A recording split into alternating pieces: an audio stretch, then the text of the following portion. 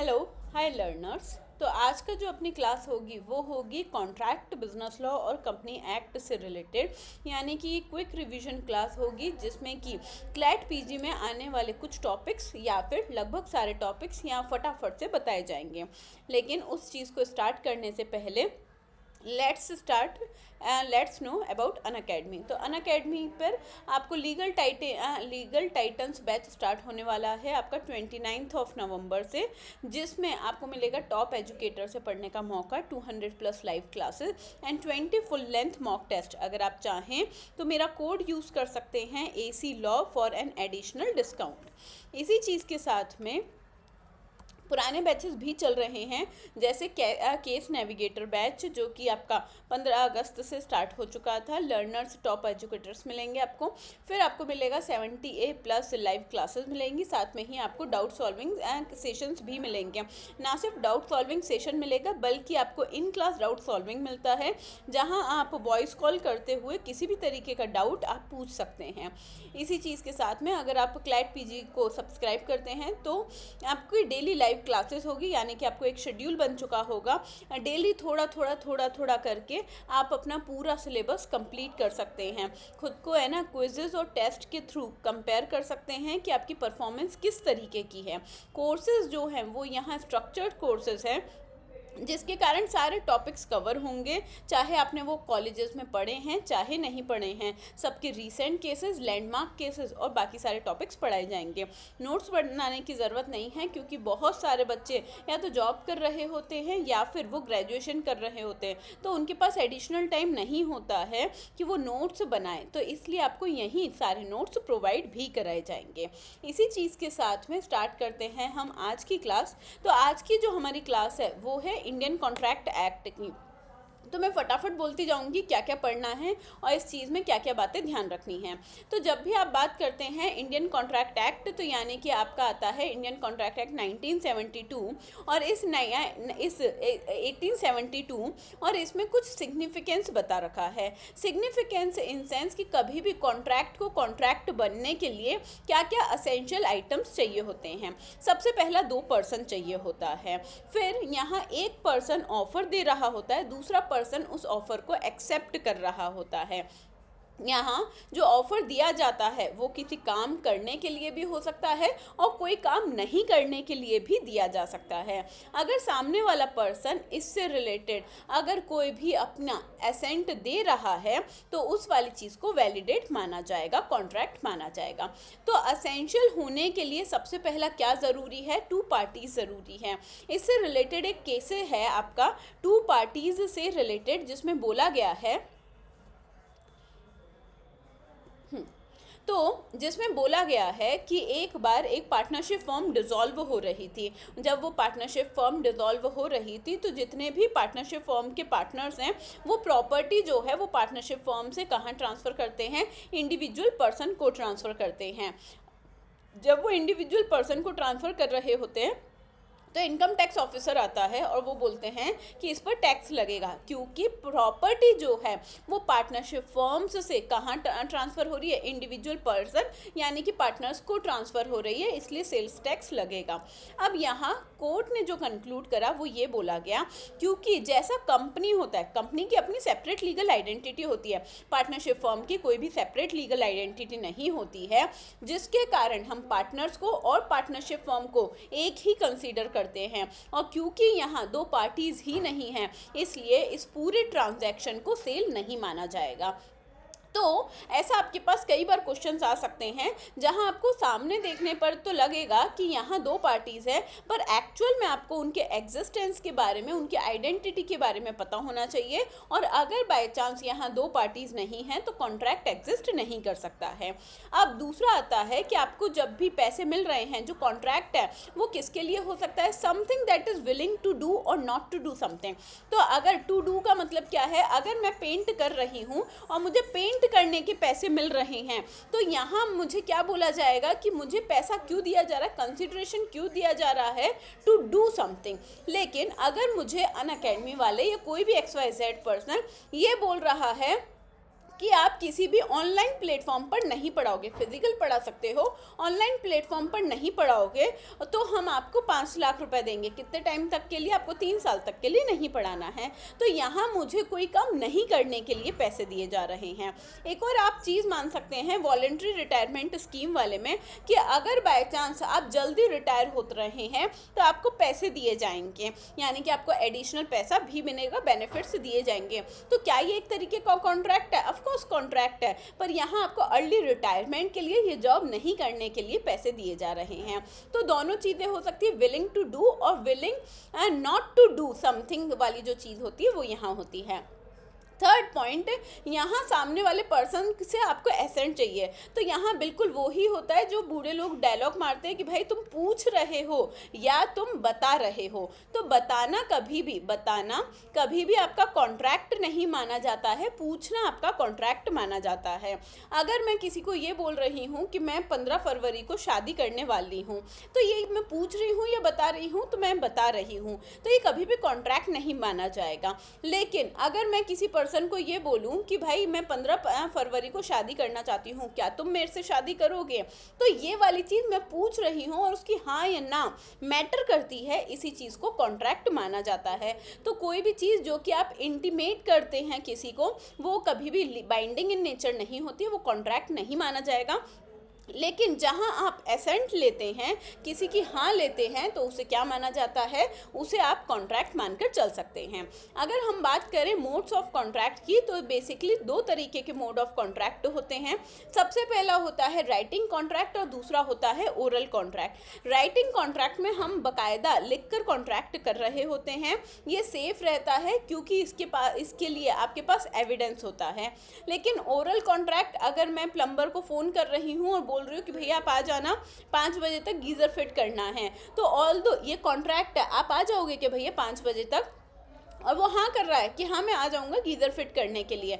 अब इलेक्ट्रिशियन को, अगर मैं इलेक्ट्रिशियन को फ़ोन कर रही हूँ, गीज़र फिट करने आना है और वो आकर फिट करने के लिए रेडी है, एसेंट दे दी है उन्होंने, तो क्या इसे कॉन्ट्रैक्ट बोला जाएगा? यस, ये वाला कॉन्ट्रैक्ट है और ये आपका ओरल कॉन्ट्रैक्ट माना जाएगा। फिर दूसरा आता है बाय एक्शन। अब है ना, कई बार आप है ना, रिटन और ओरल तो हो गया, अब ना ही आपने कोई चीज़ बोली है और ना ही आपने राइटिंग में करी है, लेकिन आपके एक्शंस इस तरीके के हैं जिससे पता पड़ता है कि कॉन्ट्रैक्ट है। अब एक्शंस किस तरीके के? अगर हम शू पॉलिश, जब स्टेशन पर जाते हैं जहां वो पर्सन, शू पॉलिश वाला पर्सन खड़ा है और हमने अपना पैर रख दिया, इसका मतलब ये है कि बाय डिफ़ॉल्ट हम अपने कंडक्ट से बता रहे हैं कि हमें शू पॉलिश करवानी है। और सामने वाला पर्सन जब शू पॉलिश लेकर बैठा हुआ है तो वो क्या कर रहा है? ऑफर कर रहा है। अब यहाँ समझने वाली बात ये है कि कंडक्ट जो है वो यहाँ काफ़ी मैटर में केसेस में मैटर करता है, क्योंकि कई बार आपका जो रिस्पॉन्स है वो आपका ब्रीच ऑफ कॉन्ट्रैक्ट भी बन जाता है और कई बार आपका जो रिस्पॉन्स है वो एक्सेप्टेंस ऑफ कॉन्ट्रैक्ट भी बन जाता है। जैसे कि इसमें आता है प्रिंसिपल ऑफ स्टॉपल। अगर बाय चांस रेलवे स्टेशन पर कुली जो है वो आपका सामान लेकर जा रहा है और आप उसे रोक भी नहीं रहे हो और आपने उसे जाने दिया है, इस यहाँ आता है प्रिंसिपल ऑफ स्टॉपल। आपके एक्शंस प्रूव करते हैं कि उसने जो ऑफ़र दिया है, जिस भी प्राइस पर वो आपका सामान को स्टेशन तक लेकर जा रहा है, आपको वो पे करना पड़ेगा। ये आपका कॉन्ट्रैक्ट कौन सा है? कॉन्ट्रैक्ट बाय कंडक्ट माना जाएगा। अंडरस्टूड। नेक्स्ट वाली चीज़ आती है क्लासिफिकेशन ऑफ ऑफ़र। तो ये तो अभी हमने मोड्स ऑफ ऑफ़र पढ़े। ऑफ़र आप कई तरीके से कर सकते हो। राइटिंग में ऑफ़र दे रहे हो, ओरली ऑफ़र दे रहे हो। राइटिंग में ऑफ़र देना फेसबुक, इंस्टाग्राम, इन सब पे जितने भी आपके एड्स चलते हैं, राइटिंग में ऑफ़र है। ओरल ऑफ़र कॉल करके बताना। बाय एक्शंस जैसे कुली है या फिर आप शू पॉलिश है, ये सब वाले चीज़ें जो हैं वो बाय कंडक्ट मानी जाती हैं। अब बात करते हैं, जो ऑफ़र है वो अलग अलग तरीके के होते हैं। अब यहाँ से क्वेश्चन आता है, जब हम बात करते हैं ऑफ़र्स अलग अलग तरीके के होते हैं, तो उसमें आता है general offer, counter offer, standing offer, specific offer and cross offer. General offer का मतलब क्या होता है? जनरल ऑफ़र का मतलब होता है जो ऑफ़र पब्लिक एट लार्ज को दिया जाता है, किसी स्पेसिफिक पर्सन को नहीं दे रहे हैं, वो वाली चीज आपका जनरल ऑफर माना जाता है। लालमन शुक्ला वर्सेस गौरी दत्त का केस, अगर लालमन शुक्ला वर्सेस गौरी दत्त वाले केस में देखेंगे तो वहां जो मास्टर है वो एडवर्टाइजमेंट निकालता है कि जो भी पर्सन मेरे भांजे को, मेरे नेफ्यू को ढूंढ कर लाएगा उसे 501 रुपये का इनाम दिया जाएगा। यहाँ जो ऑफ़र है इसे जनरल ऑफ़र दिया माना जाएगा, क्योंकि ये न्यूज़पेपर में निकाला है और किसी स्पेसिफिक पर्सन को नहीं दे रहे हैं। जो भी रीड करे और जो भी उनके बच्चे को लेकर आए वो इस ऑफ़र को ले सकता है। लेकिन लालमन शुक्ला वर्सेस गौरी दत्त में जब उसका सर्वेंट जो है वो उसके नेफ्यू को लेकर आता है, तो क्या उसे एक्सेप्टेंस माननी चाहिए? क्या वो ऑफर का एक्सेप्टेंस मान ली जाएगी और क्या उन्हें 501 रुपये मिलेगा?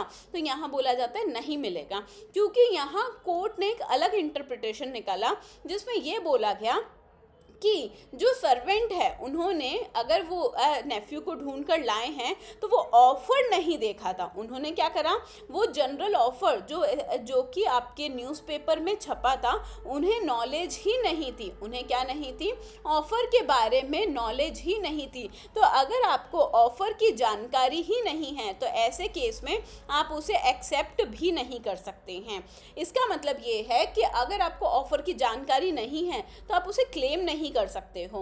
अब जैसे कि अगर कई बार अपन शॉपिंग कर लेते हैं और काउंटर पे जाते हैं ना, तब हमें पता पड़ता है कि अच्छा इस पे 30% एडिशनल डिस्काउंट है। तो अगर आप क्लेम नहीं करोगे ना तो आपको वो ऑफ़र नहीं मिलेगा। अगर आप क्लेम कर रहे हो कि देखो मेरे पास HDFC का कार्ड है, क्या इस पे एडिशनल डिस्काउंट है, तो वो बोल रहे हैं हाँ इस पे एडिशनल डिस्काउंट है, तो ये जनरल ऑफ़र है पब्लिक एट लार्ज के लिए, पर आपको उसके बारे में जानकारी होनी चाहिए, प्लस आपको उसकी एक्सेप्टेंस होनी चाहिए।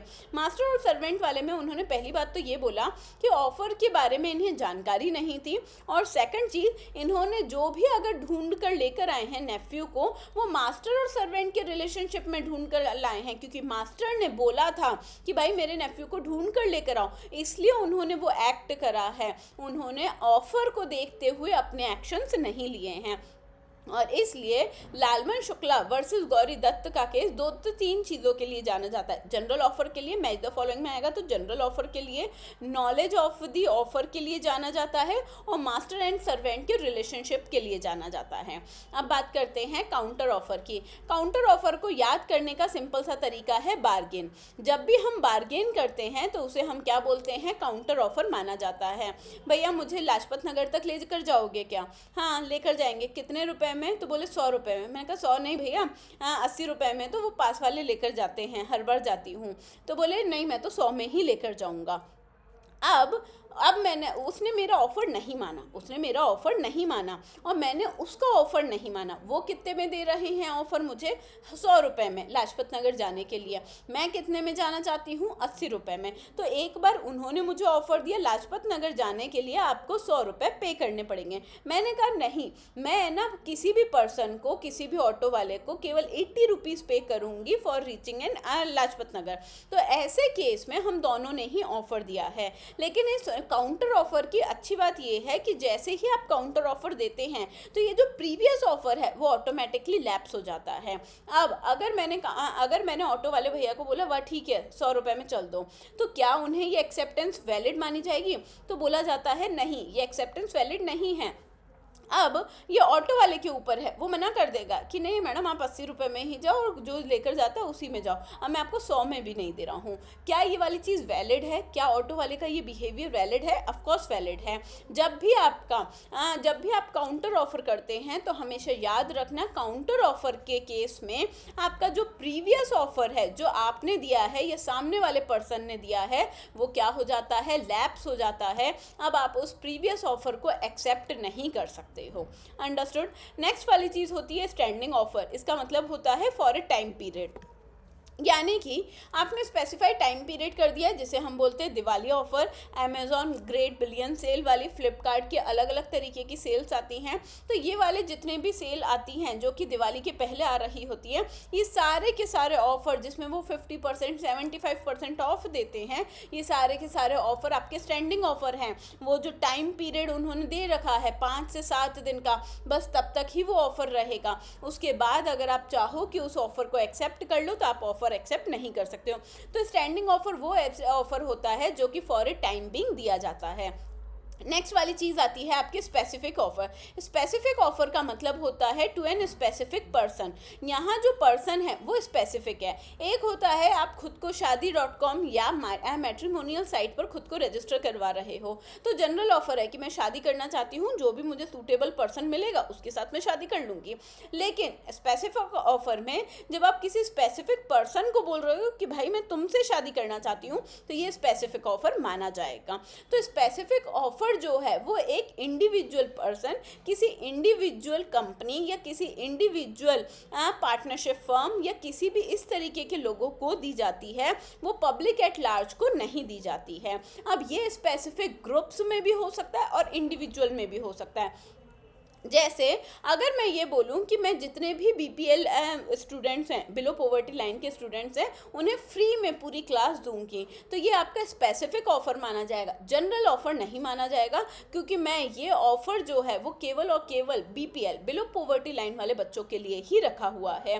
तो स्पेसिफिक ऑफ़र जो है वो या तो किसी स्पेसिफिक पर्सन को दिया जाता है या स्पेसिफिक ग्रुप ऑफ पर्सन को दिया जाता है, उसे हर कोई क्लेम नहीं कर सकता है। इसे हम क्या बोलते हैं? स्पेसिफिक ऑफर बोला जाता है। क्रॉस ऑफर, तो क्रॉस ऑफर का मतलब होता है जब सेम लोग सेम टाइम पर सेम ऑफर दे रहे हैं, तो इसे हम क्या बोलते हैं? क्रॉस ऑफर बोला जाता है। तो इसमें सारी चीज़ें सेम होती हैं, यानी कि जब हम सेम बात बोल रहे हैं, अगर मिस्टर ए बी को लेटर लिख कर देते हैं कि भाई मैं अपना घर 5 लाख रुपए में तुम्हें बेचना चाहता हूँ, क्या तुम रेडी हो? अब ऐसे में बी जो है वो सेम टाइम पर एक लेटर लिखकर ए को भेजते हैं कि मैं तुम्हारा घर 5 लाख रुपए में लेना चाहता हूँ, क्या तुम बेच रहे हो? अब यहाँ क्या होता है कि यहाँ दोनों ही पर्सन ऑफर दे रहे हैं, एक्सेप्टेंस किसी की भी नहीं है, और इसलिए ये वाले जो ऑफर हैं ये कभी भी कॉन्ट्रैक्ट में कंक्लूड नहीं होते हैं। तो जब भी आप क्रॉस ऑफर की बात करते हैं, दो लोग same time same object same price सब कुछ सेम जो है वो एक दूसरे को ऑफर दे रहे हैं, तो ऐसे केस में वो ऑफर कंक्लूड ही नहीं होगा, क्योंकि दोनों पर्सन आपके ऑफरर कहलाएंगे, एक्सेप्टर कोई भी नहीं कहलाएगा। तो ये ऑफर और एक्सेप्टेंस वाली जो चीज़ है, माचिस और फायर वाली जो चीज़ है, वो नहीं होगी। और जब तक माचिस और फायर जो चीज़ है, मैच स्टिक और मैच बॉक्स, जब तक रब नहीं होंगे तब तक फायर नहीं लगेगी। सेम वैसे ही जब तक ऑफरर और ऑफरी का कम्युनिकेशन या वो ये जब उनका ऑफर या कम्युनिकेशन एक दूसरे तक नहीं पहुंचता है, तब तक क्या नहीं कर सकते हैं? आप कॉन्ट्रैक्ट में कन्वर्ट नहीं हो सकते हैं। जिस तरीके से दो तीली से आग नहीं लग सकती, सेम वैसे ही दोनों पर्सन जब ऑफर दे रहे हैं तो उस ऑफर को हम क्रॉस ऑफर बोलते हैं, और ये बाइंडिंग इन नेचर नहीं होता है। तो general offer binding in nature होता है। Yes, general offer binding in nature के लिए हमें 2 केस पढ़ने पड़ते हैं। सबसे पहला जो केस है वो है Carlill versus carbolic smoke ball. ये भी आपका जनरल ऑफर का केस है। इस जनरल ऑफर के केस में हुआ क्या था? तो कार्लिल एक लड़की थी, और है ना, कार्बोलिक स्मोक बॉल जो है वो एक कंपनी थी जो इन्फ्लुएंजा से रिलेटेड एक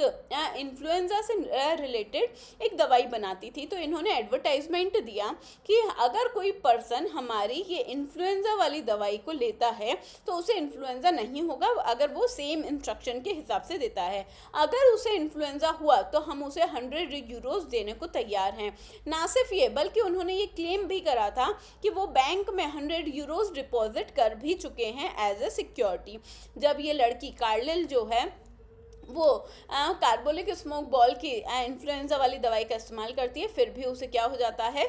उसे इन्फ्लुएंजा हो जाता है, जिसके कारण वो केस करती है फॉर 100 यूरोज। यहाँ बोला जाता है, कंपनी बाद में डिनाई कर देती है कि भाई हमने तो एडवर्टाइजमेंट के लिए ही काम करा था, हमारा कोई इंटेंशन नहीं था। तो कोर्ट ने बोला कि जब आप ये क्लेम कर रहे हो ना कि आपने 100 यूरोज बैंक में डाल रखे, इसका मतलब है कि आप परफॉर्म करने के लिए रेडी हैं, और यहाँ इसे जनरल ऑफर माना जाएगा। और जनरल ऑफर का जो एक्सेप्टेंस है वो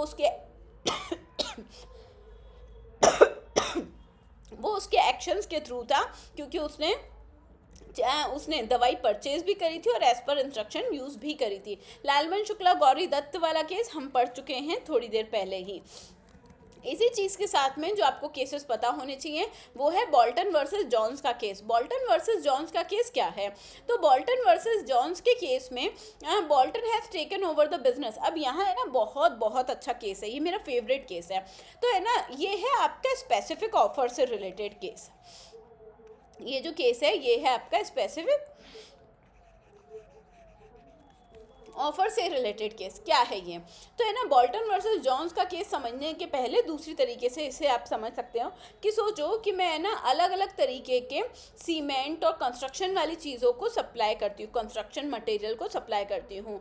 तो मैंने ऐसे केस में एयरटेल को कुछ कंस्ट्रक्शन करवाना था या फिर आपका डोकोमो को कंस्ट्रक्शन करवाना था।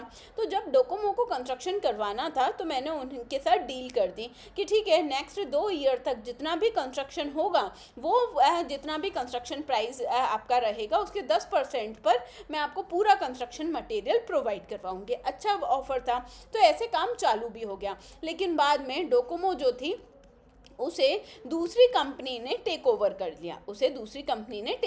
लिया, अब कंपनी ने टेक ओवर कर लिया तो ये बताओ कि मेरा ऑफर अभी भी वैलिड है या नहीं है। अब क्योंकि है ना, अगर बाय चांस डोकोमो अपनी आइडेंटिटी पूरी तरीके से ख़त्म कर लेती है और दूसरी कंपनी में कन्वर्ट हो जाती है तो ऐसे में मेरा जो ऑफ़र है वो लैप्स हो जाएगा। अब यहाँ याद रखना, कंपनी की खुद की एक सेपरेट लीगल आइडेंटिटी होती है। अगर यहाँ कंपनी डिसॉल्व नहीं होती है तो चल जाएगा, अगर डायरेक्टर बदल जाता है, मैनेजमेंट बदल जाता है तो भी चल जाएगा, क्योंकि ऑफर आपने कंपनी को दिया है, डायरेक्टर्स या इंडिविजुअल को नहीं दिया है। लेकिन अगर कोई इंडिविजुअल, कोई प्रोप्राइटरशिप फर्म जो है वो कोई बिजनेस चलाती है और उसे कोई ऐसा ऑफर मिला है कंस्ट्रक्शन का और शिपिंग का कि आपको जितना भी माल है अगले 2 साल तक मैं वो आपको स्पेसिफिक प्राइस पर दूंगा, पर सामने वाला पर्सन का बिजनेस डूब गया और उसे किसी और पर्सन ने टेक ओवर कर लिया, तो क्या वो ऑफर सेकंड वाले पर्सन के लिए भी ओपन रहेगा? तो बोला जाता है कि नहीं, जैसे ही उस पर्सन ने अपना जो बिजनेस है वो ट्रांसफ़र करा दूसरे पर्सन को प्रोप्राइटरशिप फर्म में, वो ऑफ़र ऑटोमेटिकली लैप्स मान लिया जाएगा, क्योंकि ये ऑफ़र आपका स्पेसिफिक ऑफ़र था जो कि किसी स्पेसिफिक या असर्टेन पर्सन को ही दिया था। तो वो असर्टेन पर्सन ही इसे क्या कर सकता है, एक्सेप्ट कर सकता है। बोल्टन वर्सेस जॉन्स में भी यही होता है, जो बोल्टन है वो बिजनेस को टेक ओवर कर लेते हैं और जॉन्स ने पहले से ही प्रीवियस बिजनेसमैन को एक ऑफर, एक अच्छी डील दे रखी होती है। बोल्टन बोलते हैं कि जो डील आपने पहले दी थी उसे हम एक्सेप्ट करते हैं, तो जॉन्स मना कर देते, आप उसे एक्सेप्ट नहीं कर सकते हो क्योंकि मैंने जो ऑफर दिया है वो उस स्पेसिफिक पर्सन के लिए दिया था। अब क्योंकि बोल्टन आपने ये बिजनेस को टेक ओवर करा है, ये वाला ऑफर जो था वो स्पेसिफिक ऑफर था और क्योंकि इंडिविजुअल चेंज हो चुका है तो अब ये ऑफर आपके लिए नहीं है, आप इसे एक्सेप्ट नहीं कर सकते हैं। अंडरस्टूड। नेक्स्ट वाली चीज़ आती है, ये है आपका नेक्स्ट वाला जो केस है वो है हैरी वर्सेस फैसी का केस। हैरी वर्सेस फैसी का जो केस है वो इनविटेशन टू ऑफर के लिए जाना जाता है। अब जब आप बात करते हैं इनविटेशन टू ऑफर की तो क्या होता है, तो कई सारी चीज़ें होती है जो एक्चुअल में ऑफर नहीं होती है बल्कि इन्विटेशन टू ऑफर होती है। इसका सिंपल एग्जाम्पल है आपका, जब भी आप बिडिंग के लिए जाते हैं, ठीक है, ऑक्शन के लिए जाते हैं, तो ऑक्शन जो होता है वो आपका इन्विटेशन टू ऑफर माना जाता है। What do mean by an invitation to offer? जहां हम चीज़ें डिस्प्ले पर लगा रहे हैं, ऑक्शन में चीज़ें सामने लगी हुई हैं और अलग अलग लोग उसे अलग अलग प्राइस के लिए बोलते हैं कि भाई मैं ये वाला जो पेंटिंग है वो 5 लाख में लेने को तैयार हूँ। तो जो बिडर बोली लगाता है 5 लाख रुपए, 5 लाख 1, 5 लाख 2, 5 लाख 3, उसके बाद हैमर मारा जाता है, तो यानी कि ये फाइनल प्राइस मान ली जाएगी और ये क्या हो गया, कॉन्ट्रैक्ट हो गया। तो ऐसे केस में कई बार आप डिस्प्ले पर भी बहुत सारी चीज़ें देखते हैं, तो डिस्प्ले पर लगी हुई चीज़ें, ऑक्शन में दिया हुआ चीज़ें, ये सारी चीज़ें क्या मानी जाती है, इन्विटेशन टू ऑफर। जहां हम आपको चीज़ें दिखा तो रहे हैं पर प्राइस नहीं बता रहे, इवन अगर प्राइस टैग भी लगा हुआ है तो भी वो इन्विटेशन टू ऑफर ही माना जाता है। तो कई बार आपसे ये पूछा जाता है कि जब है ना दुकानों के ऊपर अलग अलग तरीके की ड्रेस और चीज़ें रखी हुई होती है, उस पर प्राइस टैग लगा हुआ है, तो वो क्या माना जाएगा, ऑफ़र माना जाएगा या इनविटेशन टू ऑफ़र माना जाएगा? तो वो आपका इनविटेशन टू ऑफ़र माना जाएगा। जब आप उस चीज़ को पिक कर रहे हैं और वहाँ काउंटर पर लेकर जा रहे हैं, तो आप उन्हें ऑफ़र दे रहे हैं कि भाई मैं ये वाली चीज़ जो है वो ख़रीदना चाहता हूँ, जो आपने प्राइस बता रखी है उस पर। और ऐसे में अगर वो चाहे तो एक्सेप्ट कर सकता है इस वाली चीज़ को, ठीक है हम बेचने को तैयार हैं, अदरवाइज़ वो मना कर सकता है काउंटर पर भी कि भाई नहीं बेचना है, ये नॉट फॉर सेल है, भले ही उसने नॉट फॉर सेल का कोई बोर्ड नहीं लगा रखा है, क्योंकि ये अब काउंटर वाले के ऊपर है कि क्या वो उस काउंटर पर बैठकर उन चीज़ों को बेचना चाहता है या नहीं चाहता है। हम तो सिर्फ क्या माने जाएंगे, ऑफर माने जाएंगे, हमने एक्सेप्टेंस नहीं माना जाएगा। आगे बात समझ में? तो सबसे पहला आता है इनविटेशन टू ऑफ़र, फिर आता है आपका ऑफ़र और लास्ट में आता है आपका एक्सेप्टेंस। सेम ऐसे ही तो आपने दो चीज़ पढ़ ली, ऑक्शन पढ़ लिया है और आपका display, goods on display with price tag पढ़ लिया है। थर्ड चीज़ आती है हेनरी वर्सेस फेसी के केस में। तो हेनरी वर्सेस फेसी के केस में वो है, एक पर्सन है, वो लेटर लिखते हैं और लेटर लिखने के बाद वो ये बात पूछते हैं कि देखो क्या आप मुझे बॉल पेन देने को तैयार हो, और अगर हाँ एंड इफ़ यस तो इसकी लोएस्ट प्राइस कितनी होगी। तो यहाँ पर्सन लिख देता है कि इस बम्पर पेन की या इस बॉल पेन की लोएस्ट प्राइस जो है वो 900 यूरोज़ है। क्या उसने ऊपर वाली चीज़ के लिए हाँ करी है कि क्या आप इस बम्पर पेन को बेचने को रेडी हैं, उसके लिए कोई रिप्लाई ही नहीं करा। तो क्या यहाँ खामोशी का मतलब हाँ माना जाएगा? तो यहाँ बोला जाता है कि नहीं, खामोशी का मतलब हाँ नहीं माना जाएगा। सामने वाले पर्सन ने प्राइस पूछी, आपने प्राइस बता दी, इससे ये कोई साफ नहीं होता है कि आपको वो कॉन्ट्रैक्ट में बाइंड हो चुके हो, आपने हाँ तो कभी करी ही नहीं थी। तो अगर कोई मेरे से पूछे कि मैडम ये जैकेट पहन रखी, कितने की जैकेट है, मैडम आप जो गाड़ी चलाते हो वो कितने की गाड़ी है, तो इसका मतलब क्या है कि आप खरीदना चाहते हो? नहीं, बिल्कुल नहीं। अगर इवन आप किसी भी चीज़ की प्राइस टैग पूछ रहे हो, इसका मतलब ये नहीं है कि वो मैं उसे ऑफर कर रही हूँ अगर मैं उसे प्राइस बता रही हूँ तो। नेक्स्ट ऐसे ही जब तक अनटिल एंडलेस आप ये नहीं बोल देते हो कि हाँ मैं इसे बेचना चाहता हूँ, ठीक है, क्या या फिर आप ये उसके आपके सवाल का जवाब नहीं दे देते कि क्या आप इस चीज़ को बेचना चाहते हो, कि हाँ मैं इस चीज़ को बेचना चाहता हूँ, तब तक उस चीज़ को क्या नहीं माना जाएगा, एक्सेप्टेंस नहीं माना जाएगा। तो सबसे पहला प्राइस बताना आपका इन्विटेशन टू ऑफर माना जाता है। नेक्स्ट आता है आपका मैकफार्सन वर्सेस अप्पन्ना का केस है। तो यहाँ ये जो पर्सन है तो उसने है ना सिर्फ एक बात लिख कर दी, the owner of the property ने ये बोला कि अगर मैं ये प्रॉपर्टी बेचूंगा तो 6,000 रुपये से कम में नहीं बेचूंगा। तो ये बताओ कि मैकफर्सन वर्सेस अप्पन्ना वाले केस में इसे ऑफर मानेंगे या इनविटेशन टू ऑफर मानेंगे। तो जब भी हम अपर लिमिट लगाते हैं या लोअर लिमिट लगाते हैं कि भाई घर को तो मैं 25 लाख से कम में नहीं बेचूंगी, तो इसका मतलब क्या है, क्या मैं उसे 25 लाख में बेचूंगी? नहीं। तो क्या ये कोई ऑफर है? नहीं, इसे ऑफर नहीं माना जाएगा, इसे इनविटेशन टू ऑफर माना जाएगा, क्योंकि मैंने रेंज लगाई है। अब सामने वाला पर्सन मुझे बिडिंग लगाएगा कि वो 25 लाख में लेना चाहता है, 50 में, 75 लाख में लेना चाहता है। तो जब भी आप इस तरीके का इंडिकेशन देते हैं कि आप ये चीज़ इतने रुपए में ही या फिर इससे कम में नहीं बेचेंगे, तो उसे इनविटेशन टू ऑफर माना जाता है। हैरिस वर्सेस निकलसन का केस है। हैरिस वर्सेस निकलसन के केस में क्या होता है, तो एक ऑक्शनियर होता है, वो एडवर्टाइजमेंट चलाते हैं कि यहाँ न्यूज़पेपर में एडवर्टाइजमेंट देते हैं जिसमें बोलते हैं कि हम ऑफिस के फर्नीचर को ऑक्शन करना चाहते हैं। जो आपका ऑफिस का फर्नीचर है उसे ऑक्शन करना चाहते हैं। ऑक्शन वाला रेडी हो जाता है, वो बहुत दूर से उस जगह पर आते हैं जहां ऑक्शन होने वाला होता है, जिसके लिए उन्हें फ़्लाइट टिकट और होटल के टिकट्स करवाने पड़ते हैं। लेकिन एंड टाइम पर ऑक्शन जो है वो कैंसिल हो जाता है। सामने वाला पर्सन बोलता है कि भाई मैं इतनी दूर से आया हूँ ऑक्शन अटेंड करने के लिए, आपने ऑक्शन जो है वो कैंसिल कर दिया, तो अब आप मुझे क्या दो, क्योंकि आपका और मेरा कॉन्ट्रैक्ट कॉन्ट्रैक्ट था, ऐसे में आपको मुझे क्या देने पड़ेंगे, होटल के टिकट और फ्लाइट के टिकट देने पड़ेंगे। तो यहाँ बोला जाता है कि जब आप ऑक्शन के लिए एडवर्टाइजमेंट निकालते हैं तो ये इन्विटेशन टू सेल है और यहाँ कहीं भी आपका कॉन्ट्रैक्ट कंक्लूड नहीं हुआ है, और जब कॉन्ट्रैक्ट कंक्लूड ही नहीं हुआ है तो किसी भी तरीके की कोई लायबिलिटी नहीं है। तो जहाँ भी आप ये पढ़ते हैं ना कि कॉन्ट्रैक्ट कंक्लूड होना ज़रूरी है, वो क्यों ज़रूरी है, क्योंकि अगर जो कॉन्ट्रैक्ट की डेफिनेशन में या कॉन्ट्रैक्ट को कंक्लूड नहीं करोगे कि क्या ये कॉन्ट्रैक्ट है या नहीं है, अगर कॉन्ट्रैक्ट है तो आपकी राइट्स एंड लायबिलिटीज़ बनेंगे, अगर कॉन्ट्रैक्ट कंक्लूड नहीं हो रहा है तो कोई राइट्स नहीं है, कोई लायबिलिटीज़ नहीं है।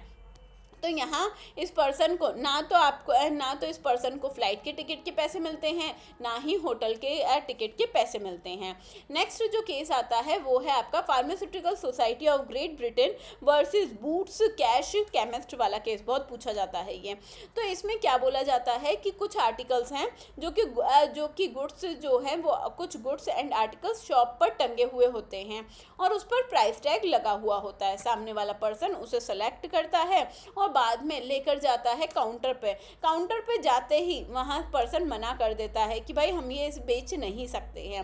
सामने वाले ने बोला कि भाई 2 घंटे वेस्ट करके मैं क्या कर रहा हूँ, इन चीज़ों को सेलेक्ट कर रहा हूँ, और जब मैं काउंटर पे आ रहा हूँ तो मना कर रहे हो, कॉन्ट्रैक्ट है, या तो बेचो या कंपनसेशन दो 2 घंटे का।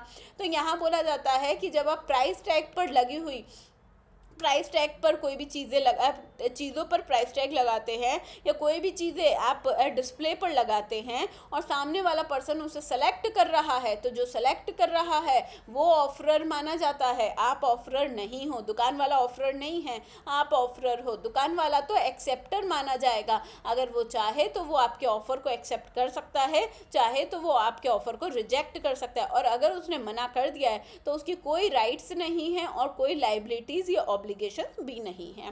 तो आई होप आपको ये सारे केसेस समझ में आ गए होंगे। फिर जल्दी से बात करते हैं रूल्स ऑफ वैलिड ऑफर की। वैलिड ऑफर की रूल्स जो हैं वो हैं ये 7। सबसे पहला, intention to create legal relationship. Intention to create legal relationship के लिए केस आता है बॉल्फर वर्सेस बॉल्फर का केस।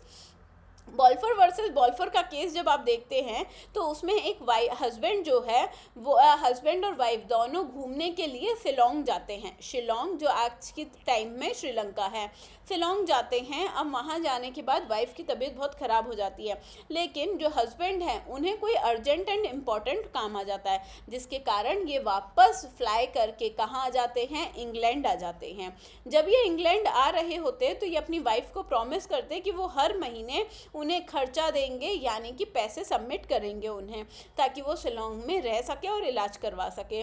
अब ऐसे टाइम पर क्या होता है, वो कुछ टाइम तो देते हैं, कुछ टाइम तो हस्बैंड अपनी वाइफ को पैसा देता है, बाद में पैसा देने से मना कर देते हैं।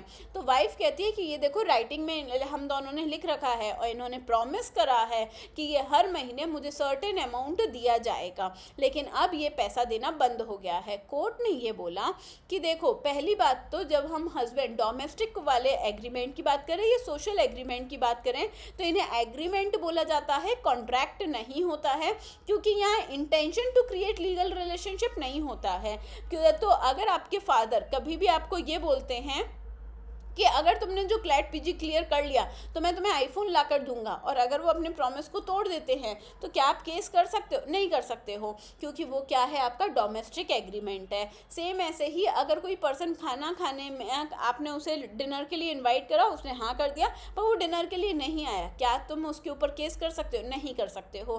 कारण क्या है, इन सारी चीज़ों में ये सोशल एग्रीमेंट और लीगल सोशल एग्रीमेंट और डोमेस्टिक एग्रीमेंट होते हैं, और इन एग्रीमेंट में क्या नहीं होता है, intention to create legal relationship नहीं होता है। आपको पता होता है कि आप हाँ करो चाहे ना करो, कोई काम करो चाहे नहीं करो, सामने वाला आपको झेलेगा और वो आपके ऊपर केस नहीं कर सकता है। तो इसे क्या बोला जाता है, इंटेंशन टू लीगल रिलेशनशिप नहीं है। यहाँ हम किसी भी तरीके की लीगैलिटी में नहीं पढ़ना चाहते हैं, और इसलिए जो प्रोमिस करे हैं वो हमें नहीं पता था कि वो कोर्ट लेकर भी जाएंगे।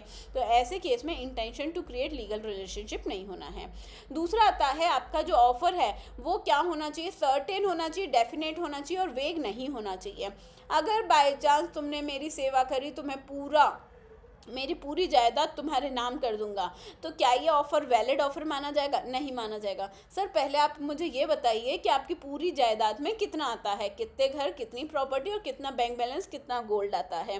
अगर बाई चांस मैं आपको ऑफ़र दे रही हूँ कि मैं 100 क्विंटल ऑफ ऑयल आपको हमेशा दूंगी 5 लाख रुपए में, तो क्या इसे वैलिड ऑफ़र माना जाएगा? नहीं। तो आपको ऑयल डिफाइन करना पड़ेगा, कोकोनट ऑयल है, कुकिंग ऑयल है, डीजल है, कौन सा वाला ऑयल है।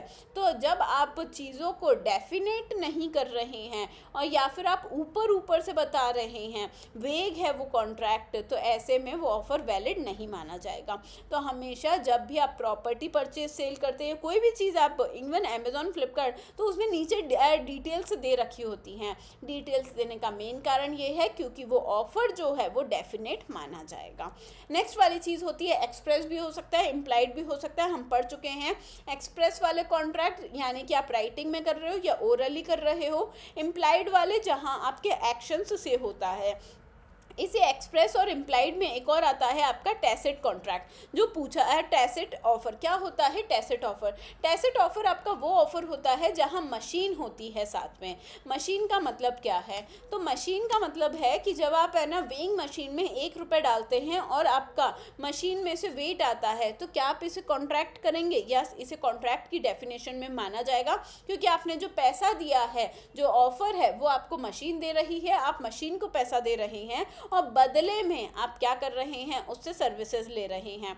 अगर मैं 10 रुपए का कॉइन जो है वो डालती हूँ वाटर कूलर में और वहाँ मैं 10 लीटर पानी लेती हूँ, तो ये भी आपका टैसिट कॉन्ट्रैक्ट माना जाएगा। तो इम्प्लाइड में ही एक और कॉन्ट्रैक्ट है टैसिट कॉन्ट्रैक्ट, जहाँ आपकी मशीन्स इन्वॉल्व होती हैं और मशीन के थ्रू आप कॉन्ट्रैक्ट कर रहे होते हो। नेक्स्ट वाली चीज़ होती है डिफाइंड, और ये ऑटोमेटिक होती है। नेक्स्ट वाली चीज़ होती है different from an invitation to offer. तो हमें पता है कि पहले आपका ऑफर होता है, उसके बाद एक्सेप्टेंस होता है, लेकिन कुछ कुछ केसों में आपका पहले इनविटेशन टू ऑफर होता है, जैसे ऑक्शन है, जैसे गुड्स ऑन डिस्प्ले है, जैसे आपके गुड्स ऑन डिस्प्ले मान लिया जाएगा, या फिर सवाल पूछना, प्राइस बता देना, ये सारी चीज़ें आपकी इन्विटेशन टू ऑफर मानी जाएगी। इन्विटेशन टू ऑफर के बाद आपका ऑफर आता है और ऑफर के बाद एक्सेप्टेंस आता है। आप डायरेक्टली इन्विटेशन टू ऑफर के बाद एक्सेप्टेंस नहीं मान सकते हैं। Offer must be communicated. तो अगर आप किसी से प्यार करते हैं तो उसका जाहिर करना ज़रूरी है। सेम वैसे ही अगर मैं ये मन ही मन सोचूं कि मैं ये वाला घर 25 लाख रुपए में आशीष को दे दूंगी, तो क्या ये एक वैलिड ऑफर है? नहीं है, क्योंकि मैंने उसे कम्युनिकेट ही नहीं करा है। तो ऑफर कम्युनिकेट होना चाहिए। और इसी कम्युनिकेटेड में हम पढ़ते हैं लालमन शुक्ला वर्सेस गौरी दत्त का केस, क्योंकि लालमन शुक्ला वर्सेस गौरी दत्त में सर्वेंट को उस ऑफर के बारे में जानकारी नहीं थी, जिसके कारण ये बोला जाता है कि वो ऑफर को एक्सेप्ट नहीं कर सकते हैं। नेक्स्ट, आपका ऑफर कंडीशनल भी हो सकता है, यानी कि अब मैं ऑफर उसे दूंगी जिसके पास HDFC का कार्ड होगा, मैं ऑफर उसे दूंगी जो रेंट पे करेगा। तो आपके ऑफर कंडीशनल भी हो सकते हैं, अनकंडीशनल भी हो सकते हैं। नेक्स्ट वाली चीज़, no terms of the non compliance accounting amounting to acceptance, ये इंपॉर्टेंट है। खामोशी का मतलब हाँ नहीं होता है, ये हमेशा याद कर लेना ऑफर के केस में। आप ये नहीं बोल सकते हो कि अगर आपने कोई जवाब नहीं दिया तो क्या इसे एक्सेप्टेंस मान लिया जाएगा? नहीं माना जाएगा। केस कौन सा है? तो केस जो है वो है आपका, एक सेकेंड, फेल्टहाउस वर्सेस बिंडले वाला केस है, जिसमें क्या बोला गया है। फेल्टहाउस वर्सेस बिंडले वाले केस में एक नेफ्यू था। तो पहले आप एक्सेप्टेंस पढ़ लीजिए, फिर इसका बता दूंगी कि है ना फेल्टहाउस वर्सेस बिंडले वाले केस में कितने अच्छे से बता गया है कि खामोशी का मतलब एक्सेप्टेंस नहीं होती है। तो ये तो था ऑफर और वैलिड ऑफर। तो अब पढ़ते हैं acceptance. Person to whom the proposal is made, एक तो पर्सन, एक्सेप्ट केवल वो पर्सन कर सकता है जिसे ऑफर दिया गया था, जैसे हमने पुराने वाले केस में पढ़ा, बोल्टन वर्सेस जॉन्स वाले केस में जो हमने पढ़ा था, जहां अगर आपको ऑफर किसी और को दिया गया है तो कोई थर्ड पर्सन उसे एक्सेप्ट नहीं कर सकते हैं। दूसरा, अगर आपको एक्सेप्टेंस है तो आपको अपनी एसेंट देनी पड़ेगी, खामोशी का मतलब हाँ नहीं माना जाएगा। और तीसरा, proposal is said to be accepted, अगर ये सिर्फ तब हो सकता है जब आप उसकी एक्सेप्टेंस जो है वो प्रॉपरली एक्सेप्ट करते हैं, ऑफर जो है वो प्रॉपरली एक्सेप्ट करते हैं। एक्सेप्टेंस ऑफ एन ऑफर में क्या देखा जाता है? तो जनरल रूल तो ये है कि ऑफर केवल वो ही पर्सन एक्सेप्ट कर सकता है जिसे दिया गया है, लेकिन इसके एक्सेप्शन भी हैं। स्पेसिफिक ऑफर वो ऑफर होता है जो डेफिनेट पर्सन को दिया गया है या फिर किसी पर्टिकुलर ग्रुप को दिया गया है और वो ही अपनी एक्सेप्टेंस देगा। Accepted by a person by complying with the terms of the offer. Next वाली चीज़ आती है कि आपके एक्सेप्टेंस क्या होनी चाहिए। तो आपकी एक्सेप्टेंस एब्सोल्यूट होनी चाहिए एंड अनक्वालिफाइड होनी चाहिए। यानी कि ऑफरर तो जो है वो तो कंडीशन लगा सकता है पर एक्सेप्टर कोई कंडीशन नहीं लगा सकता है। तो अगर मैं कह रही हूँ कि मैं अपना घर 25 लाख रुपए से ज़्यादा में बेचना चाहती हूँ, तो एक बायर आया जिसने मुझे बोला कि ठीक है मैं 30 लाख रुपए में घर ले लूँगा पर मुझे डिलीवरी आज के आज चाहिए, तो क्या ये एक्सेप्टेंस वैलिड एक्सेप्टेंस है? नहीं, इसे एक्सेप्टेंस नहीं बोला जाएगा बल्कि इसे काउंटर ऑफर बोला जाएगा। क्यों? क्योंकि वो लेने को तो रेडी है पर ये ना तो चीज़ एब्सोल्यूट है ना ही अनक्वालिफाइड है। उसने एक कंडीशन लगा दी कि आपको आज के आज ही ये मुझे डिलीवर करना पड़ेगा। तो आपकी एक्सेप्टेंस जो है वो अनक्वालिफाइड होनी चाहिए, उसमें कोई भी कंडीशन नहीं होनी चाहिए। दूसरा, एक्सेप्टेंस जो है वो हमेशा एक्सेप्टेंस भी आपको कम्युनिकेट करनी है। कम्युनिकेट बिल्कुल उसी तरीके से करनी है जो कि आपका प्रिस्क्राइब्ड मोड है।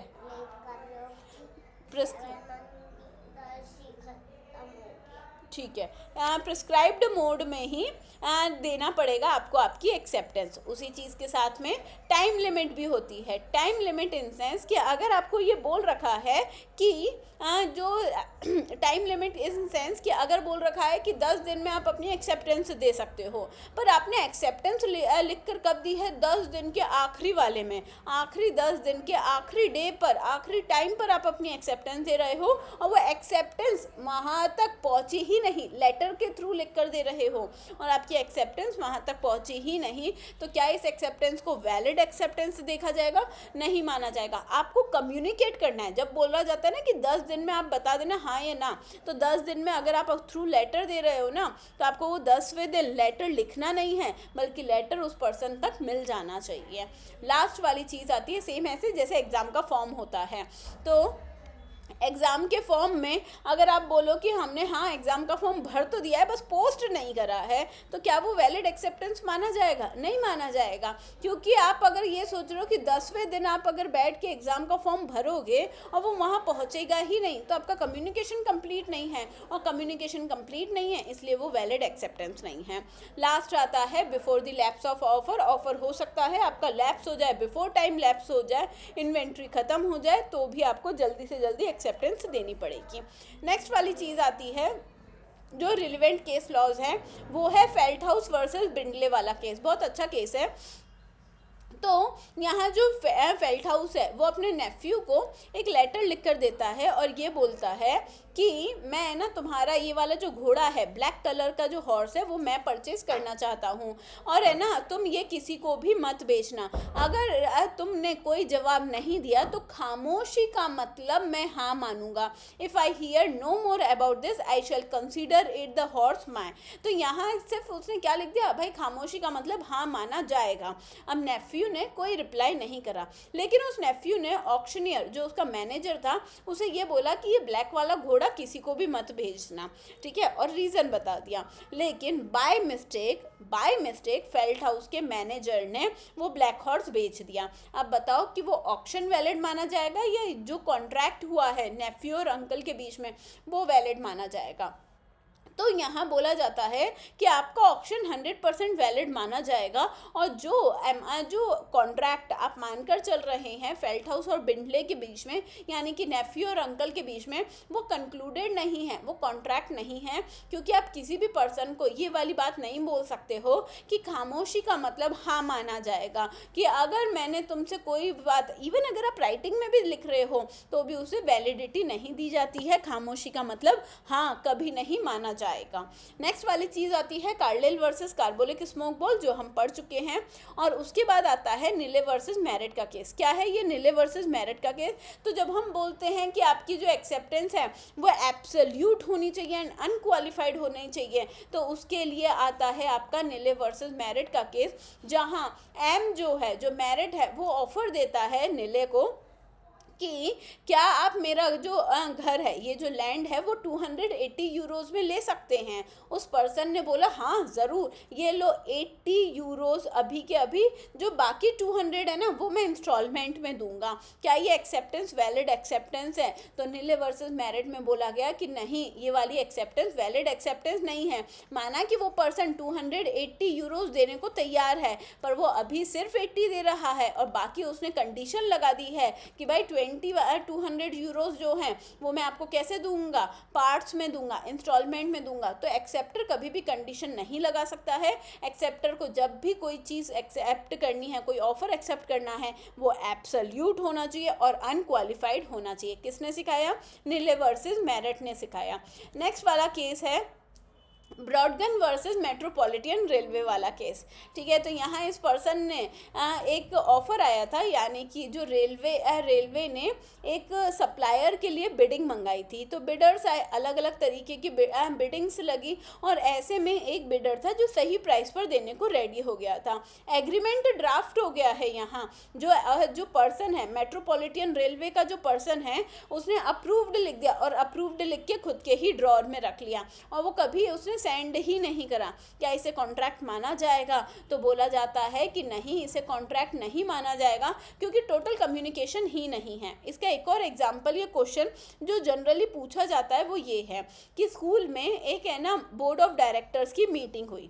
बोर्ड ऑफ डायरेक्टर्स की स्कूल में एक मीटिंग हुई, जिसमें बोला गया मिस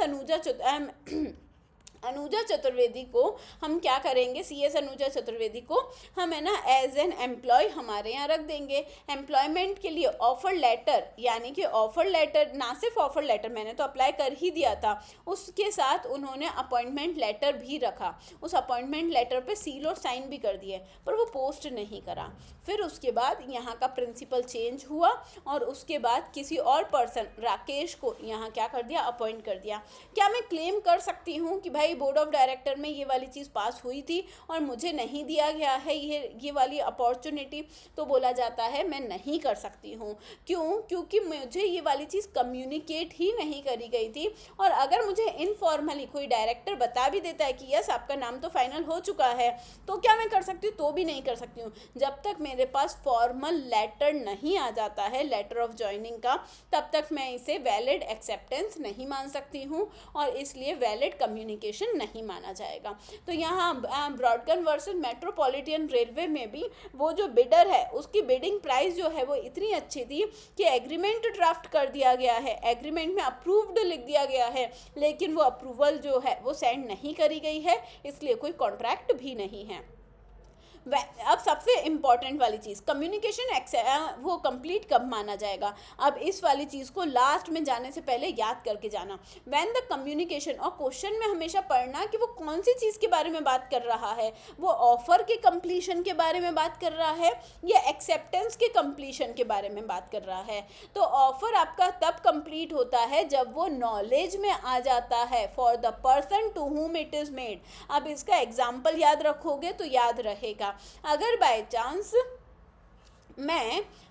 चांस मैं ना एक पर्सन को फ़ोन लगाती हूँ, मैं मिस्टर राजेश को फ़ोन लगा रही हूँ और बोल रही हूँ अपनी प्रॉपर्टी जो है वो मैं आपको 25 लाख रुपए में बेचने को तैयार हूँ, ठीक है। और मैं उसे फ़ोन लगाया, पर वो जो फ़ोन है वो थिएटर में बैठे हुए थे और वो मूवी देख रहे थे, जिसके कारण उन्होंने ये कॉल सुना ही नहीं। क्या ये ऑफ़र कम्युनिकेशन वैलिड माना जाएगा? तो आंसर है नो, क्योंकि यहाँ है ना सिर्फ बोलना ज़रूरी नहीं है, सामने वाले के दिमाग में भी जाना चाहिए, नॉलेज होनी चाहिए। तो यानी कि अगर सामने वाला सुन ही नहीं पाया, ठीक है, उसे पता ही नहीं है कि मैं क्या बोल रही हूँ, तो वो कंप्लीशन नहीं माना जाएगा। तो ऑफर आपका कंप्लीटेड सिर्फ तब माना जाएगा जब सामने वाला सुन ले और समझ ले। तो ऑफर का मतलब सिर्फ मेरा बोलना सफिशिएंट नहीं है, क्या ज़रूरी है? नॉलेज होना भी ज़रूरी है ऑफर की। अंडरस्टूड? अब ये वाली जो ऑफर है ये आप वर्ड्स के थ्रू दे सकते, राइटिंग में दे सकते, कंडक्ट के थ्रू भी दिया जा सकता है। केस कौन कौन से हैं? तो जब हम बात करते हैं लिली वाइट वर्सेस मनु स्वामी वाले केस की, तो इसमें क्या हुआ था, प्लेंटिफ ने कुछ, हाँ, अब ये वाली जो चीज़ें ये है आपके कंडीशंस से रिलेटेड कि आप क्या कॉन्ट्रैक्ट में किस किस तरीके की कंडीशंस रख सकते हैं और किस तरीके की कंडीशंस नहीं रख सकते हैं। तो लिली वाइट वर्सेस मनु स्वामी का जो केस है, इसमें एक प्लेंटिफ है जो अपने बहुत अच्छे कुछ कपड़े हैं वो ड्राई क्लीनर के लिए देती है। ड्राई क्लीनर वाले ने रसीद में लिख रखा था कि अगर आपका कपड़े को किसी भी तरीके का लॉस होता है, गुम जाता है या कुछ भी खराबी हो जाती है, तो जो उसकी मार्केट प्राइस होगी उसका 15% देंगे। बस इतना लिख रखा था और ये किस पे दे रखा था, रसीद पर दे रखा था। तो क्या ये टर्म्स एंड कंडीशंस वैलिड हैं? तो यहाँ बोला गया ये जो आपने टर्म्स एंड कंडीशंस दे रखी है ना, ये अनरीजनेबल टर्म्स एंड कंडीशंस हैं। अगर कोई भी पर्सन ड्राई क्लीनर के लिए कोई भी चीज़ दे रहा है तो उसे पूरा अमाउंट वसूल करने का क्या होनी चाहिए, गारंटी होनी चाहिए। आप उसे 15% में वेव ऑफ नहीं कर सकते हैं। सेम ऐसे ही जो आपका एक और केस है, माधुरी वाला केस है, जिसमें एक पर्सन जो है वो फ्लाइट में जाते हैं, तो है ना, फ्लाइट की टिकट में 2-3 चीज़ें लिखी हुई होती है। सबसे पहला, अगर फ़्लाइट कैंसिल हो जाएगी तो आपको किसी भी तरीके का कोई कंपनसेशन नहीं मिलेगा। फ़्लाइट के पैसेंजर्स को किसी भी तरीके का नुकसान होता है, उनके है ना लगेज को कोई नुकसान होता है या फिर उन्हें कोई नुकसान होता है, तो इसके लिए फ़्लाइट वाले रिस्पॉन्सिबल नहीं हैं। क्या ये कंडीशन रीज़नेबल कंडीशन माननी चाहिए या नहीं माननी चाहिए? तो माधुरी वाले केस में ये बोला गया था कि पहले तो ये बोला गया कि यस रीज़नेबल है, बाद में बोला गया कि हाँ ये रीज़नेबल माना जाएगा क्योंकि ये कंट्रोल्ड फैक्टर नहीं है आपका, और सामने वाला कोई जानबूझ के नहीं कर रहा है, कंट्रोल्ड उनके में भी नहीं है। तो क्या पैसेंजर वाली जो चीज़ है इस तरीके की कंडीशन रख सकते हैं, पर ड्राई क्लीनर वाला जो है वो ऐसी कंडीशन नहीं लगा सकता है। तो यहाँ बोला गया the receipt of the carrier, उसमें क्या बोल रखा था, एक स्पेशल कंडीशन दे रखी थी और सामने वाले ने बोला कि भाई ये तो मैंने पहले ही क्या कर दिया था, दे रखा था, रिसीट में लिखा हुआ है। तो बोला गया अनरीजनेबल है ये कंडीशन, आप ऐसी कंडीशंस नहीं लगा सकते हो। अब बात करती हैं एक्सेप्टेंस कब होता है। तो एक्सेप्टेंस जो है, बिना ऑफर दिए आप चीज़ों को एक्सेप्ट नहीं कर सकते हैं। अगर मैंने ऑफर किसी और पर्सन को दिया है तो सेकंड पर्सन उसे एक्सेप्ट नहीं कर सकता है। आपका ऑफर जो है वो कब माना जाएगा, तो ये आपको याद रखना है। When the communication of acceptance is completed, तो ऑफर कब कंप्लीट होता है, तो ऑफर तब कंप्लीट होता है जब सामने वाला पर्सन क्या कर दे, आपके ऑफर को सुन ले। एक्सेप्टेंस कब कंप्लीट होता है या अगेंस्ट एक्सेप्टर कब माना जाता है, तो अगेंस्ट द प्रपोजर का मतलब होता है जिसने ऑफर दिया है। When it put in the course of transmission, तो जैसे ही अगर मैं लेटर को पोस्ट कर देती हूँ, अब वो मेरे हाथ से बाहर है, मैं उसे चेंज नहीं कर सकती हूँ, तो यानी कि अब ऑफरर क्या ऑफ़र को बंद कर सकता है, नहीं कर सकता है। तो जैसे ही मैंने अपना लेटर जो पोस्ट करा है, बस आपका क्या मान लिया जाएगा, एक्सेप्टेंस वहीं से स्टार्ट हो जाती है, ये याद रखना। तो जो आपकी एक्सेप्टेंस है वो कब, आपकी एक्सेप्टेंस कंप्लीटेड कब हो जाती है, जब आप लेटर को पोस्ट कर देते हो। वेदर इट रीच्ड और नॉट कोई फ़र्क नहीं पड़ता है, बस आपको एड्रेस, सही एड्रेस लिखना है। तो यहाँ वाली चीज़ के लिए क्या माना जाता है कि ऑफरर जो है, जिस पर्सन ने ऑफर दिया है, भले ही उसके पास एक्सेप्टेंस लेटर नहीं आया है, पर तो भी उसकी एक्सेप्टेंस वैलिड एक्सेप्टेंस मान ली जाएगी अगर आपने पोस्ट कर दिया है। तो यहाँ अगर आप ब्रुकडन वर्सेस मेट्रोपॉलिटन वाला देखते हैं, तो जब वो ड्रॉर में रखता है तो वो ऑफर एक्सेप्टेड नहीं माना जाता, वो एक्सेप्टेंस वैलिड एक्सेप्टेंस नहीं है। अब मानो कि मैनेजर ने लेटर तो डाला पोस्ट ऑफिस में, पर वो पहुंचा नहीं सामने वाले तक, तो क्या एक्सेप्टेंस वैलिड एक्सेप्टेंस है, तो वो एक्सेप्टेंस वैलिड एक्सेप्टेंस मान ली जाएगी, भले ही पहुंचे या नहीं पहुंचे। तो आपका ट्रांसमिशन में डालना ज़रूरी है, वहां तक पहुंचना या नहीं पहुंचना कोई फ़र्क नहीं पड़ता है, पर एक बार ट्रांसमिशन के लिए डाला तो अब ऑफरर अपना ऑफर जो है वो चेंज नहीं कर सकता है। अगेंस्ट द एक्सेप्टर कब होता है, तो यानी कि मैं अपनी एक्सेप्टेंस कब मना कर सकती हूँ। एक बार तो लेटर डाल दिया कि हाँ मैं 25 लाख रुपए में घर लेने को तैयार हूँ, अब है ना 3 दिन बाद समझ में आया कि मैंने तो खर्चे बहुत ज़्यादा कर दिए, नहीं दे पाऊंगी अभी 25 लाख रुपए, तो ऐसे में क्या मैं दूसरा लेटर या दूसरा कॉल कर सकती हूँ? यस, कर सकती हूँ। अगर सामने वाले तक पहुँचा ही नहीं है तो मैं अपनी एक्सेप्टेंस को वापस विड्रॉ कर सकती हूँ। तो अगेंस्ट द एक्सेप्टर तो सिर्फ वो तब काम करेगा जब प्रपोजल वाला जो है उसकी नॉलेज में नहीं आ जाता। अगर उसकी नॉलेज में आ गया तो मैं अब अपनी एक्सेप्टेंस मना नहीं कर सकती हूँ, एक्सेप्टेंस अब मेरी वैलिड मान ली जाएगी। लेकिन उसके लेटर पहुँचने तक ही अगर मैं उस लेटर को गायब कर देती हूँ तो फिर वो क्या हो जाएगा, आपका एक्सेप्टेंस जो है वो विड्रॉल मान ली जाएगी। तो अगर आपने 2 तारीख को, अगर किसी भी पर्सन ने 2 तारीख को कोई लेटर निकाला है, अब वो उसे कैंसिल करना चाहता है और ये लेटर कब तक पहुँचेगा, 5 तारीख तक पहुँचेगा। तो मैंने क्या करा, 5 तारीख तक तो लेटर पहुंचेगा, मेरे पास 3 दिन का टाइम है, तो मैंने उस 5 तारीख के लेटर के पहले ही 4 तारीख को मैंने क्या कर दिया, टेलीग्राम कर दिया। टेलीग्राम इन सेंस कि उसी टाइम लिख कर दे दिया कि भाई मेरी एक्सेप्टेंस नहीं है। तो अब ये क्या माना जाएगा, 4 तारीख वाला ज़्यादा वैलिड माना जाएगा, जो 5 को पहुंचेगा उसे वैलिड नहीं माना जाएगा। ऑल्दो मैंने 2 को ही अपनी एक्सेप्टेंस दे दी थी, पर अगर मैंने 2 को अपनी एक्सेप्टेंस दे दी है तो ये जो पर्सन है जिसने ऑफ़र दिया है वो उस ऑफ़र को चेंज नहीं कर सकता है। तो against the offeror, against the proposal तो 2 तारीख को ही ख़त्म हो गया भाई, अब उसके हाथ में नहीं है। लेकिन है ना मेरे पास ऑप्शन है कि मैं विड्रॉ कर सकती हूँ।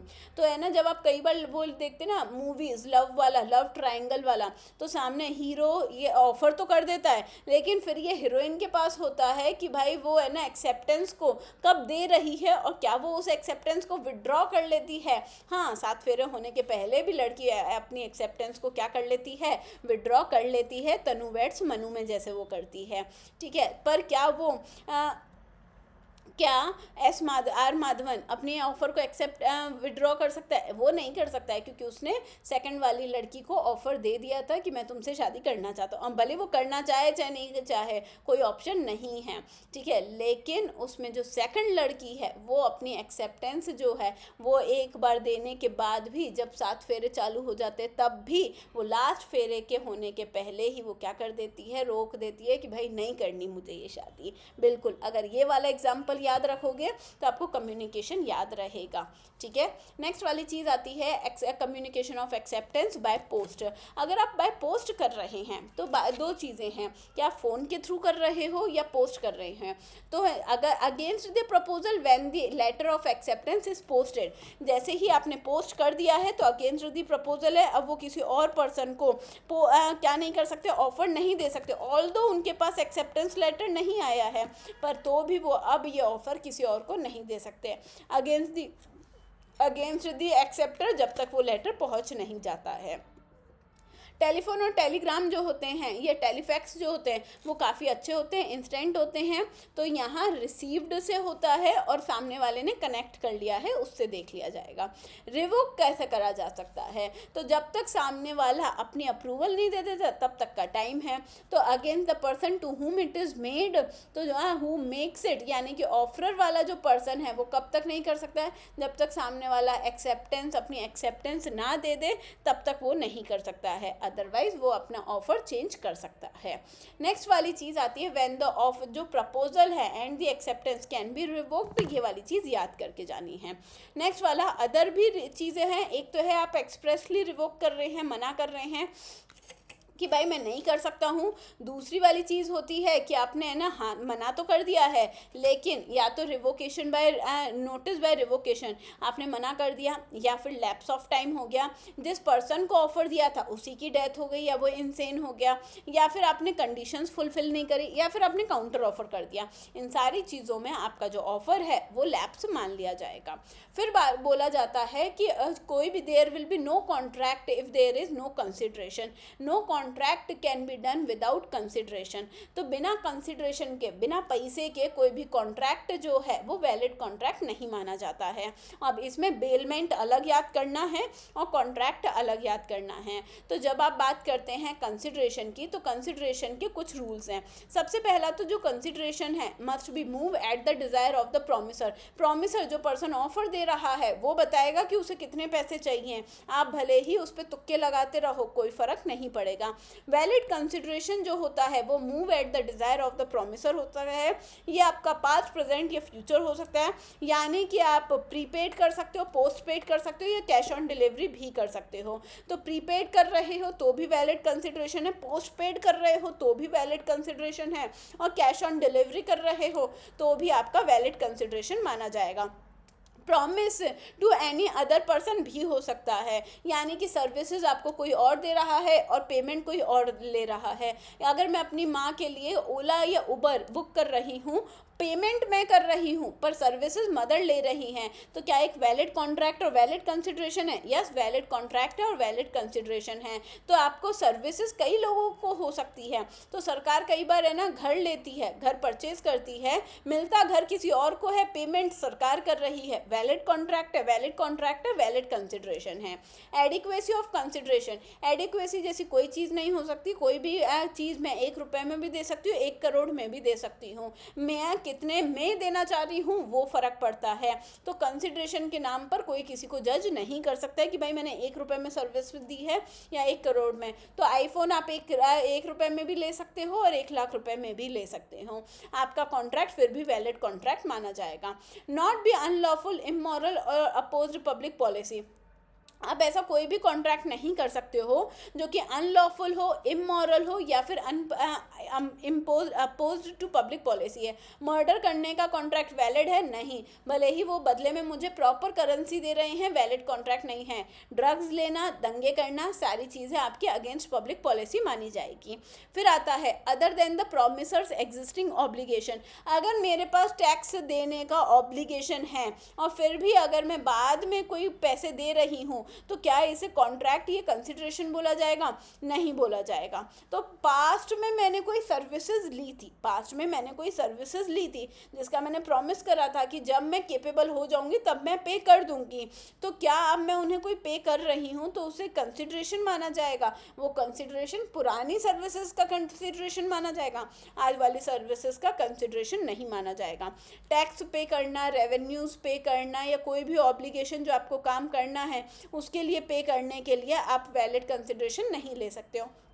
तो कोई भी वकील आपको ये नहीं बोल सकता है कि देखो मेरे केस लड़ने की फ़ीस 10,000 रुपये है और केस जीतने की फ़ीस 15,000 रुपये है। टीचर कभी ये नहीं बोल सकता मैं पढ़ाती हूँ तो मैं 10,000 रुपये लूँगी, लेकिन अगर आपको 100% रिजल्ट चाहिए ना तो आपको 50,000 का वो लेना पड़ेगा, पैकेज लेना पड़ेगा। ये वैलिड कंसिडरेशन नहीं माना जाएगा, क्योंकि अगर मैं पढ़ा रही हूँ तो ये मेरी एग्जिस्टिंग ऑब्लिगेशन है कि मैं उन्हें इस तरीके से पढ़ाऊँ कि बच्चे पास हो जाएँ। तो जो भी आपके एग्जिस्टिंग ऑब्लिगेशंस हैं आप उन्हें फुलफिल करने के लिए कभी भी एक्स्ट्रा पैसे नहीं ले सकते हो। नेक्स्ट है कि रियल होना चाहिए, इल्यूजनरी नहीं होना चाहिए। जादू से कोई चीज़ निकालना, ट्रेजर देना और ये सारी चीज़ें आपकी वैलिड कंसिडरेशन नहीं मानी जाएगी। नेक्स्ट वाली चीज़ आती है आपकी चिन्नैया वर्सेस रमैया वाला केस। चिन्नैया वर्सेस रमैया वाला केस वो हमेशा कंसिडरेशन से कंसिडर करा जाता है। ये 3 पार्टी कॉन्ट्रैक्ट था, जहाँ एक लड़की जिसे सारी की सारी प्रॉपर्टी मिलती है अपनी मदर की, और उसे मदर जो है वो अपनी डॉटर को ये बोलती है कि तुम्हें एनुअल बेसिस पर अपनी मौसी को कुछ पैसे देने पड़ेंगे, मैटरनल अंकल मामा को कुछ पैसे देने पड़ेंगे हर साल। वो स्टार्टिंग में तो देती है लेकिन बाद में नहीं देती है। पहली बात तो क्या ये डोमेस्टिक कॉन्ट्रैक्ट है? नहीं, इसे डोमेस्टिक एग्रीमेंट नहीं माना जाएगा, क्योंकि आपको प्रॉपर प्रॉपर्टी मिल रही है। आप कोई घर खर्च के लिए पैसा नहीं है, बल्कि आपको प्रॉपर्टी मिल रही है, और इसलिए यहाँ प्रॉपर कॉन्ट्रैक्ट माना जाएगा। कई बार बच्चे बोल देते मैडम डोमेस्टिक एग्रीमेंट है, intention to create legal relationship नहीं है। यहाँ वो वाली चीज़ नहीं है, प्रॉपर्टी ट्रांसफर करी जा रही है, इसलिए प्रॉपर कॉन्ट्रैक्ट माना जाएगा।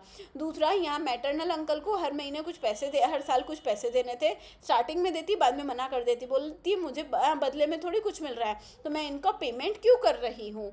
तो यहाँ कोर्ट बोलती है कि देखो ये 2 पार्टी कॉन्ट्रैक्ट नहीं था, ये आपका 3 पार्टी कॉन्ट्रैक्ट था। आपको बेनिफिट मिला है आपकी मदर से, लेकिन बदले में आपको जो सर्विसेज और काम जो करना है टू डू और नॉट टू डू समथिंग, वो टू डू समथिंग वाली जो चीज़ है वो आपने प्रॉमिस करी अपनी मदर को कि आप अपने अंकल को हर साल पैसे देंगे। तो इसलिए यहाँ जो कंसिडरेशन है वो कवर करा जाएगा और ये दोनों कॉन्ट्रैक्ट को साथ में रखकर एक साथ देखा जाएगा। अब आता है suit by the third party of the agreement. तो सबसे ज़्यादा जो पूछा जाता है वो है आपका doctrine of privity of contract. Doctrine of privity of contract में क्या बोला जाता है? वैसे तो अगर आप पार्टीज ऑफ द कॉन्ट्रैक्ट नहीं हो तो आप कभी भी उस कॉन्ट्रैक्ट को लेकर केस नहीं कर सकते हो। जैसे अगर पति बाइगैमी का केस करना है तो बाइगैमी का केस केवल और केवल वाइफ कर सकती है। वाइफ के सिवाय ना तो आपके बच्चे वो बाइगैमी का केस कर सकते हैं, ना ही उसके सास ससुर बाइगैमी का केस कर सकते हैं। तो सिंपल वाली चीज़ है, जो कि पार्टी ऑफ द कॉन्ट्रैक्ट है, सिर्फ वो ही पर्सन क्या कर सकती है, केस कर सकती है। यहाँ बोला जाता है, इसे हम पूरे को क्या बोलते हैं, doctrine of purity of contract. लेकिन इसका एक्सेप्शन भी है। एक्सेप्शन ये बोला जाता है कि थर्ड पार्टी भी क्या कर सकती है, केस कर सकती है। तो वैसे तो जनरल रूल क्या है कि stranger of a contract can not sue. तो अगर जो पर्सन जानता ही नहीं है, कॉन्ट्रैक्ट के में पार्टी ही नहीं है, तो वो पर्सन इससे रिलेटेड कोई केस नहीं कर सकता है। लेकिन इसके एक्सेप्शन जिसे हम doctrine of purity of contract बोलते हैं, जिसमें बोला जाता है कि अगर वो पर्सन क्या है, अगर वो पर्सन जो है वो इनमें से कोई है तो वो भले ही पार्टी ऑफ द कॉन्ट्रैक्ट नहीं है फिर भी केस कर सकता है। कौन है ये 5 लोग जो कि पार्टी ऑफ द कॉन्ट्रैक्ट नहीं है फिर भी केस कर सकते हैं? तो सबसे पहला है आपका ट्रस्ट। तो जो ट्रस्ट होती है, अगर आप ट्रस्ट बनाकर कोई कॉन्ट्रैक्ट कर रहे हो, ट्रस्ट का मतलब प्रॉपर लिखा जुखा वाला ट्रस्ट, ठीक है, जो आपको इस्टेब्लिश करनी पड़ती है, तो ट्रस्ट अगर है तो केस कर सकती है। प्रिंसिपल ऑफ एस्टॉपल में करा जा सकता है, फैमिली सेटलमेंट में करा जा सकता है, असाइनमेंट ऑफ कॉन्ट्रैक्ट में करा जा सकता है, और कन्वीनियंट रनिंग विथ लैंड में भी करा जा सकता है, प्लस कॉन्ट्रैक्ट बाय एजेंट में भी करा जा सकता है। तो इसी चीज़ के साथ में सेकंड जो केस है वो है दुर्गा प्रसाद वर्सेस बलदाऊ वाला केस। काफ़ी फेमस केस है दुर्गा प्रसाद वर्सेस बलदाऊ वाला केस में। यहाँ बोला जाता है consideration must be moved at the desire of the promiser। तो यहाँ क्या होता है, एक पर्सन है, वो उसे बोला जाता है कि भाई तुम मार्केट लगाओ, आर्टिकल बेचो, पर ये बोला मार्केट लगाने की जिम्मेदारी किसकी होती है, कलेक्टर की होती है, और आपको जो पैसे देने हैं वो किसी दूसरे पर्सन को देने थे। तो यहाँ क्या कलेक्टर डिसाइड कर सकते हैं क्या कि कितना पेमेंट जाएगा और कितना पेमेंट नहीं जाएगा? तो बोला जाता है कि नहीं, कलेक्टर ने बोला था कि यहाँ मार्केट लगाना है, ठीक है, और आप यहाँ मार्केट लगा लो, मैं आपको परमिशन देता हूँ, पर प्रॉपर्टी तो किसी और की है, तो प्रॉपर्टी होल्डर बताएगा कि रेंट कितना देना है। तो दुर्गा प्रसाद वर्सेस बलदाऊ वाले केस में यही बताया गया था कि है ना, जो थर्ड पार्टी है वो डिसाइड नहीं कर सकती है कि आपको कितना पेमेंट करना होगा। फिर क्या कॉन्ट्रैक्ट जो है वो विदाउट कंसिडरेशन भी हो सकता है? यस, कॉन्ट्रैक्ट विदाउट कंसिडरेशन भी हो सकता है, जैसे नेचुरल लव एंड अफेक्शन। तो बात इसमें नेचुरल लव एंड अफेक्शन की है। अगर मैं अपनी पूरी की पूरी कोई भी कॉन्ट्रैक्ट लव एंड अफेक्शन में किसी स्ट्रेंजर के नाम कर देती हूँ तो उसमें लव एंड अफेक्शन होगा, पर वो नेचुरल नहीं माना जाएगा। नेचुरल वाली चीज़ होती है जब आप अपने बच्चों को दे रहे हो, अपने रिलेटिव्स को दे रहे हो, बेसिकली ब्लड रिलेशन वाली जो चीज़ होती है उसमें नेचुरल लव एंड अफेक्शन माना जाता है। तो वर्ड नेचुरल पर फोकस करना, सिर्फ लव एंड अफेक्शन नहीं देख लेना। तो नेचुरल में खून का रिश्ता देखा जाएगा। अंडरस्टूड। नेक्स्ट वाली चीज़ आती है प्रॉमिस टू पे टाइम, कि मैडम आज आप मेरी हेल्प कर दो, समय आने पर मैं आपकी हेल्प कर दूंगा। तो ये वाली चीज़ भी वैलिड मानी जाएगी, हाँ मैं आज बिना आपको फीस लिए पढ़ा दिया जाएगा। दूसरा, प्रॉमिस टू पे टाइम बार डेप्ट, पुराने डेट जो आपने आज पूरे कर रहे हो इसके बदले में भी आपको कोई पैसा नहीं दिया जाएगा। प्रॉमिस टू कंपनसेट वाली चीज़। फिर आता है कंप्लीटेड गिफ्ट, एक चीज़ जो कि पूरी की पूरी तरीके से गिफ्ट है, बेलमेंट है, चैरिटी है या एजेंसी है। ये सारी की सारी चीज़ें आपकी किस में हो सकती हैं? ये सारी की सारी कॉन्ट्रैक्ट वैलिड कॉन्ट्रैक्ट हैं, ऑल्दो इसमें कोई भी कंसिडरेशन नहीं है। फिर आता है मेजर लैंडमार्क केस, जो है आपका केदारनाथ वर्सेस गौरी मोहम्मद का केस। यहाँ होता क्या है, केदारनाथ वर्सेस गौरी मोहम्मद का केस इंपॉर्टेंट इसलिए है क्योंकि सामने वाले को कोई सर्विसेज नहीं मिल रही थी। तो यहाँ एक पर्सन है जो कि है ना क्लॉक टावर, ये टाउन हॉल बनवाने वाला था। टाउन हॉल बन रहा था तो आधा बन जाता है, पैसों की कमी पड़ती है, तो केदारनाथ जाते हैं गौरी मोहम्मद के पास में और उनसे कुछ पैसे मांगते हैं और बोलते हैं कि आप ये डोनेट कर दीजिए। तो वो पर्सन हाँ भी कर देता है कि हाँ मैं ना इस इतने लाख रुपए आपको डोनेट करने को रेडी हूँ, आप है ना कंस्ट्रक्शन चालू करवाओ। तो यहाँ वो टाउन हॉल का कंस्ट्रक्शन चालू करवा देते हैं।